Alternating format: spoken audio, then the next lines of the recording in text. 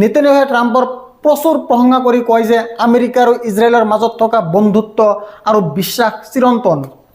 ৰাছিয়াই যেতিয়া ইউক্ৰেইনক আক্ৰমণ কৰিছিল তেতিয়া আমেৰিকাই ইউক্ৰেইনক কোটি কোটি টকা দিছিল আৰু লগতে নিজৰ অস্ত্ৰ শস্ত্ৰও দিছিল, কিন্তু কেতিয়াও ইউক্ৰেইনৰ হৈ খেলা নাছিল।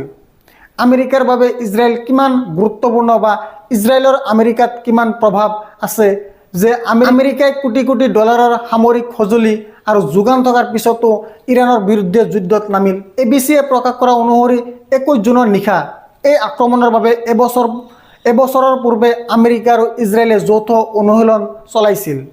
আমেৰিকাত ট্ৰাম্পৰ সমৰ্থকসকলে প্ৰশ্ন উত্থাপন কৰিছে যে ইৰাণক আক্ৰমণ কৰি ট্ৰাম্পে আমেৰিকা ফাৰ্ষ্ট নীতিৰ সলনি কৰি ইজৰাইল ফাৰ্ষ্টলৈ লৈ গৈছে।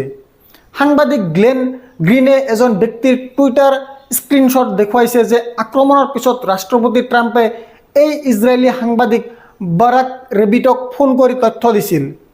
গ্লেনৰ মতে এইজন সাংবাদিক 2023 চনলৈকে ইজৰাইল সেনাৰ অংশ আছিল আৰু তাৰ পিছত তেওঁ এক্সিয়াছত কাম কৰিবলৈ আৰম্ভ কৰিছিল।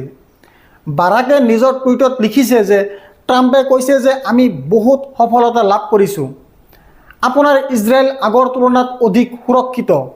এনে মিম আমেৰিকাত ভাইৰেল হৈ আছে যে আপুনি ট্ৰাম্পক ভোট দিলে, ৰাষ্ট্ৰপতি হিচাপে নিৰ্বাচিত কৰিলে, কিন্তু নেতানিয়াহুক ৰাষ্ট্ৰপতি হিচাপে পালে।